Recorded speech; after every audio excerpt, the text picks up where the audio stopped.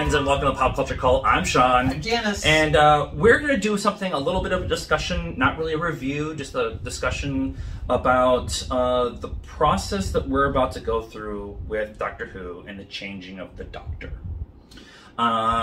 When they announced that Moffat was going to leave and Capaldi was being made to leave, and at the same time, there was a lot of discussion about who the next Doctor was going to be and what that meant and where they were going to go.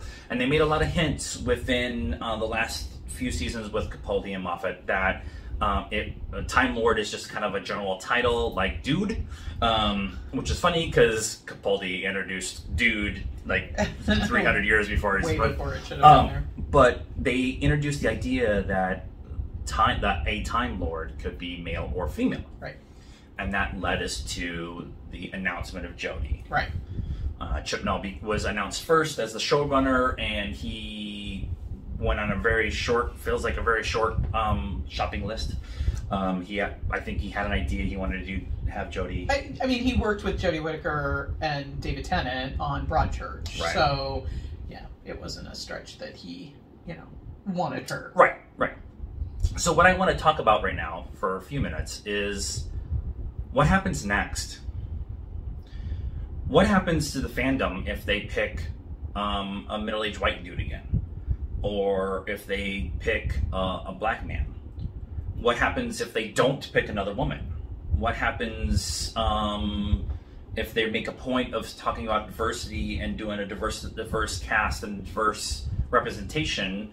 What happens if it's not another female? What if it's not another person of color? What if it's not a person of fluid gender, sexuality, whatever? That would actually be very interesting if they did somebody like that.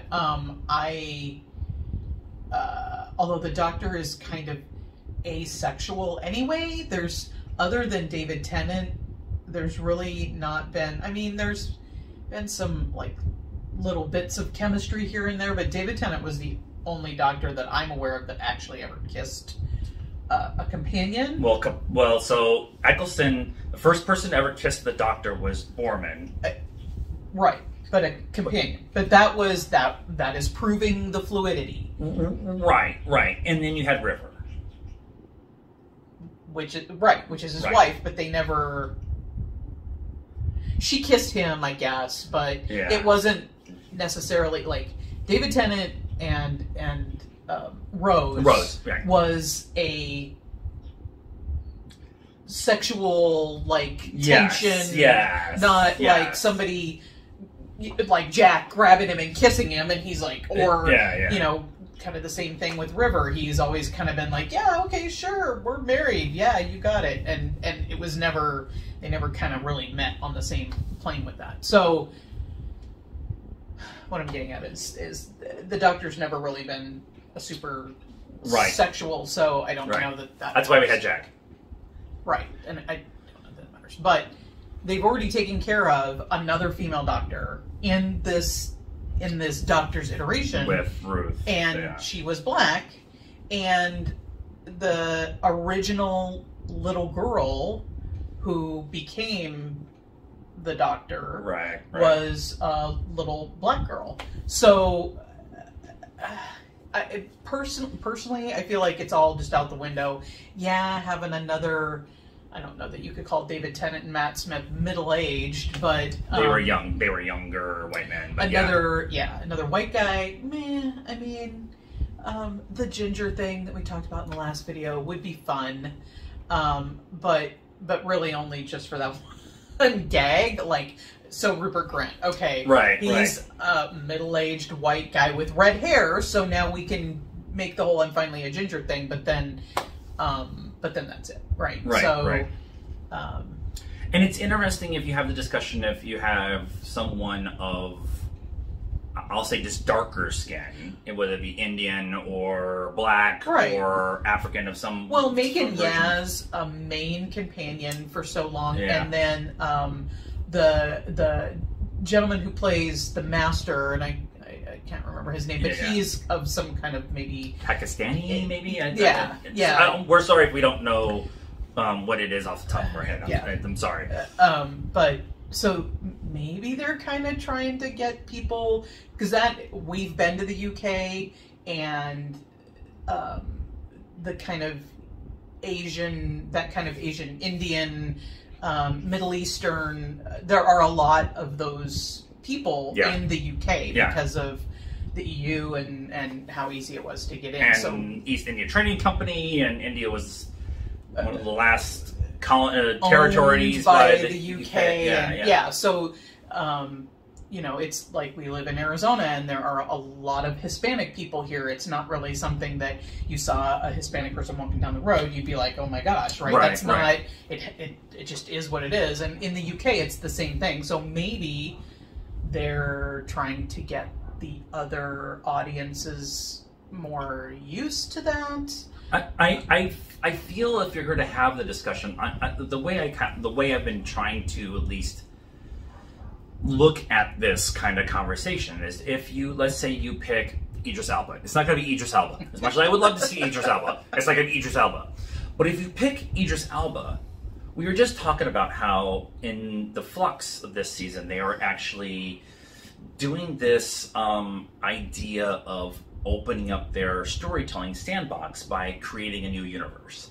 And so with that idea, if you pick Idris Elba, that sandbox becomes very small on what stories you can tell. Because it's not like, as a black man, you can jump to 1835 or... Why not? Bill did. But they made a point of... This is going to sound so bad, but it's the truth, is she was just the companion. She wasn't the doctor. The doctor, being a person of color going back in time, limits a little bit of your storytelling. Now, you can tell stories about going forward, or different dimensions, or different timelines, that kind of thing, but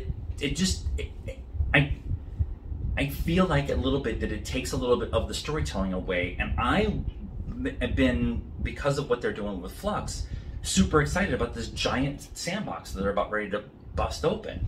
I want to see a man of color as the doctor. I'm just nervous about what that's going to mean. I don't think they're not going to get rid of having the historical stories. I mean, Chibnall went a little too far the other direction in his first season, and that's all it was, right? But they're not going to not do that, because that's always been Doctor Who.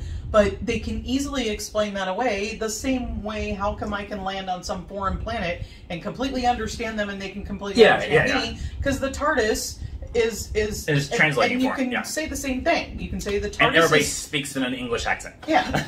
Yeah, and the TARDIS is making me look like somebody who would fit in to this culture. It doesn't even have to be our history and somebody of color.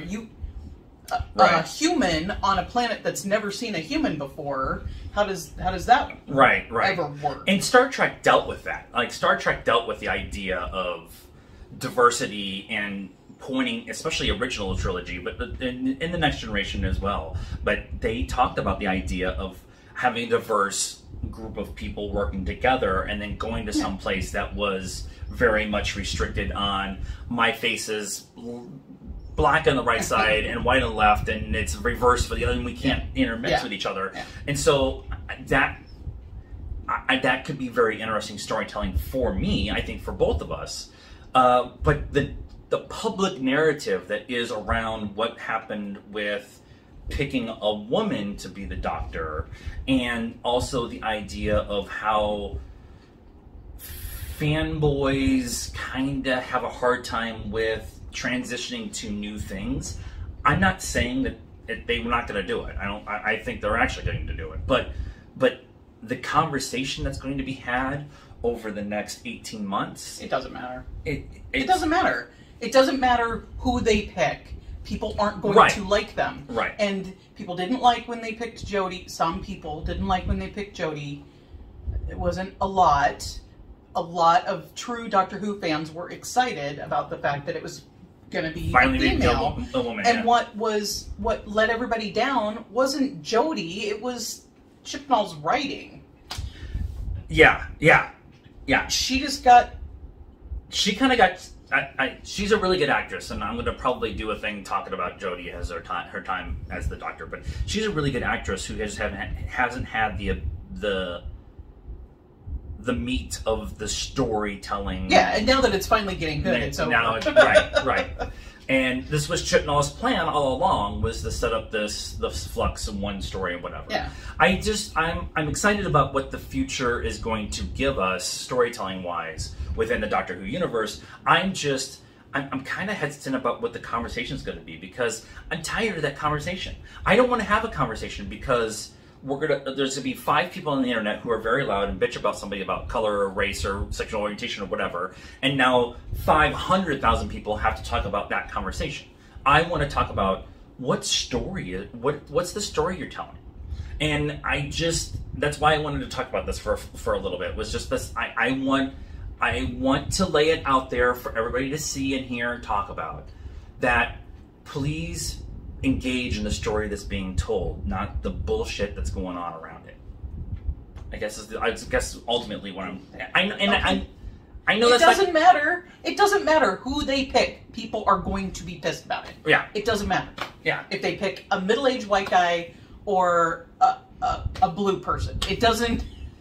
With no sexuality, it doesn't matter. People are going to bitch. That blue guy that's on the colonizing ship. Yeah. That's the last episode with it. I've met blue people before. I've got a cousin who's blue. So that was a little bit of discussion I wanted to talk about, at least with going forward with Doctor Who, and the transition we're about to get with the 14th Doctor. Who's it going to be? We don't know. Let us know what you thought in the comments down below. Please be nice. That is a requirement around here. I have a band hammer, and I'm not afraid to use it. But if you want to have an adult conversation about this, then we're welcoming it right now. Like this video, subscribe to the channel, hit the bell for notifications, follow us on all the social media stuff, Facebook, Instagram, Twitter, TikTok. Links in the description down below. Until next time, cult members, good afternoon, good evening, and good night.